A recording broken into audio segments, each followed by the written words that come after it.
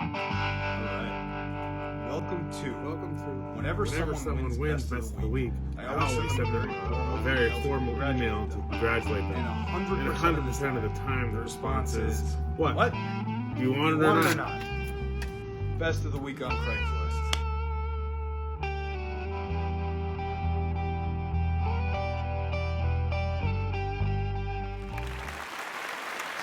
Alright, first Best of the Week we have for this week out of Feeding Hills, Massachusetts, a Fender Deluxe Reverb reissue for $550. Guy says it's in perfect condition with a foot switch.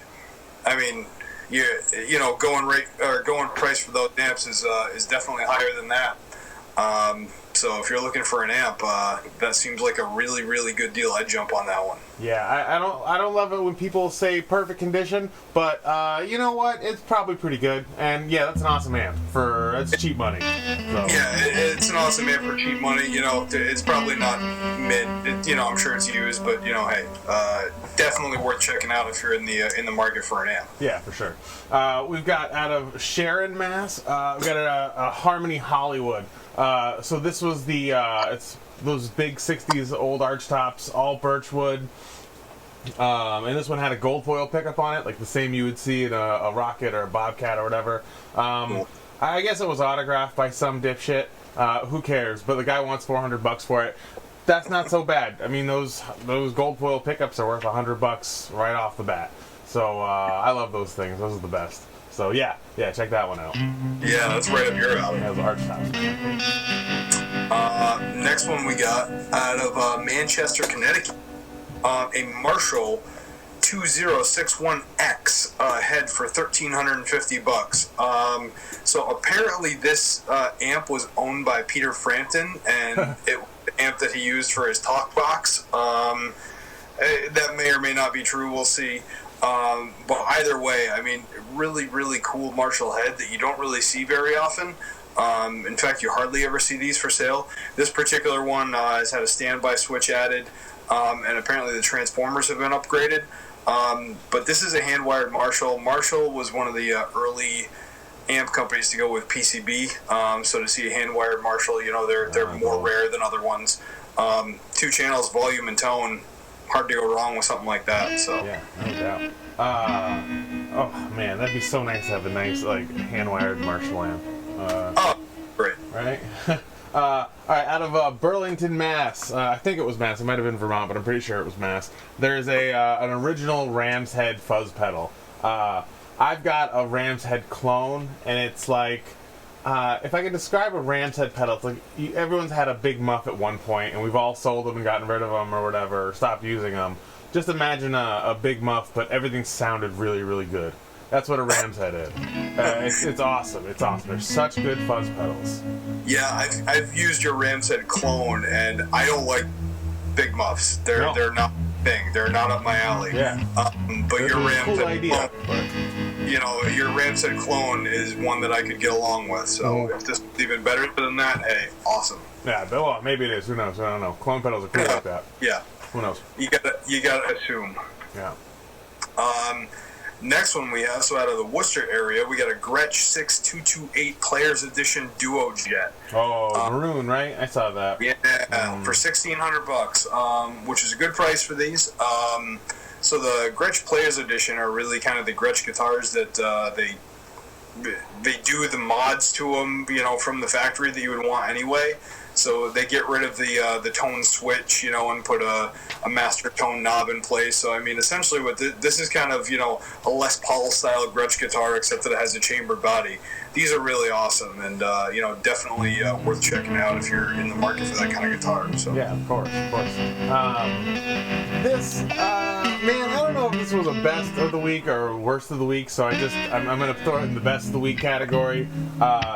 There's out of Lancaster, Mass. There's a 2005 Epiphone Les Paul, but it's shaped like the American flag. You can see that, and man, he's got it for like $675, which is pretty heavy of a price. But if you really love the American flag thing, that's funny. But also, if you really pay attention to the picture, and I won't zoom in, but you can see that he's clearly wearing nothing but a shirt and socks. while he's taking this picture. You don't see him hanging any D, but, you know, real close, man. He didn't pay attention to these pictures. So, best of the week for that guy, no doubt. Oh man, that's the map guitar? Yep, yeah. Yeah, I saw that one. I don't know what those are going for. Or, Yeah. you know, I don't know if it's worth that money at all. But No, I mean, no, man. It's worth zooming in trying to find that guy's bare exposed legs. Best of the week, though. Best of the week for sure, just for that. Last best of the week, out of Hartford for $750. So the guy listed as a Fender Clapton Jimmy Von Strat. So reading through it, it looks like it's a parts caster. Jimmy Von Strat body, Eric Clapton Strat neck, Fender Pure 59 pickups, and American Vintage hardware on it. So add all that up for $750.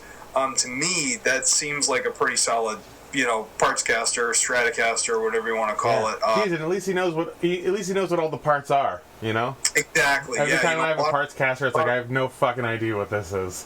Yeah, you know, some eBay neck, some whatever body. Yeah. I mean, at least this, you know what it is, and it seems like it's all quality stuff. So for that price, I think it's worth the best of the week. Yeah, absolutely, no doubt. I think, that's it for best of the weeks. I think that's all we got for best of the weeks. All we got this. Right? That's it. Yeah. All right, so we're gonna move on to worst of the week.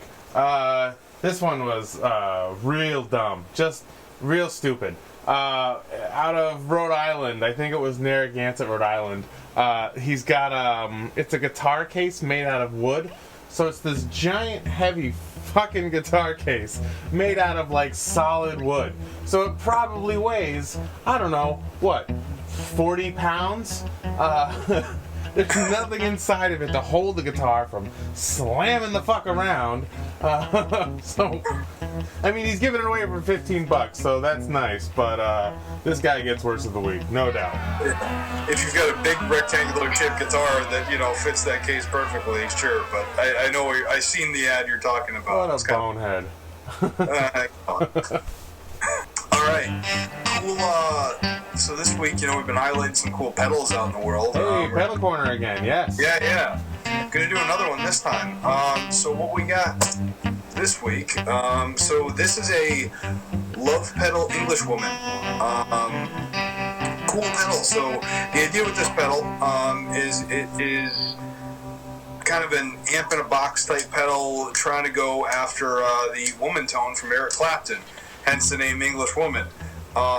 Reason I kind of wanted to highlight this pedal, there's not a lot of them out there. You don't see them for sale terribly often. Doesn't seem like Love Pedal made a ton of them to begin with. And with the Love Pedal is, I think, out of business at this point. There's some questions about that, but I know there's some legal stuff going on with Love Pedal and whatnot. So there's some talk that, you know, Love Pedal prices may start shooting up. So check them out before they get expensive, if they get expensive, you know, and if you're looking around a unique, you know, Love Pedal that you don't see every day. So look out for one. They're really cool. You gotta give it up too for pedals with only 2 knobs. You know, one knob's great, 2 knobs pretty good, 3 knobs almost too much. Yeah, I mean, you know, this pedal you've got 2 knobs and you've got a switch to go from, you know, high gain, low gain modes. You know what I mean? That's all you're looking at. Simple is better in a lot of cases when it comes to pedals. Yeah, 100%. All the bells and whistles seem cool, but how often do you use all the bells and whistles? You know? Give me a break. All right, so this is gonna be we're kind of on the we're on the hunt for an assistant producer, someone who can keep up on the YouTube things, follow up after me, and always add the links after the interviews because I always forget to do that. And someone to submit best of the weeks, worst of the weeks if they can find them. So we're gonna do a little raffle. This has never done this before, but I'm gonna have Steve pick it. All right. Ready? All right. And what we have here is Suicide Asteroid. Suicide Asteroid, congratulations! You're hired as the new assistant producer for the YouTube thing. So just keep doing what you're doing, man. We really, really, really appreciate it. So that's all I gotta say. Unfortunately, we have no sponsors yet, so we can't pay you. But hey, keep doing what you're doing anyway. Oh yeah, no, this is not a paying job. Nope, that's obvious. No, for sure. Once again, thank you guys very much. We don't have anything else, right? No, that's all we got. We're Hey, filming late Suicide tonight. Asper, we need you to keep us in line here. Yeah, I know, right? What was I gonna say? Okay, so the interviews have been going really, really well. We still have some upcoming. We have one scheduled for tomorrow. I don't want to talk about it in case it doesn't happen, because I think if I say it out loud, somebody goes, "Oh, fuck you guys! There's no way you got this dude on your show." So it's looking like we might get him, but I don't want to say who it is, so because I'm shy, I'm nervous. Keep your eyes peeled. We're working hard on the interview front, trying to get some good stuff coming up. So Yeah, and there were some suggestions about people to interview on the YouTube, so keep doing that. That's great. We appreciate it. absolutely. All right. Hey, that was it. Hey, all right. Thank you very Craigslist. much.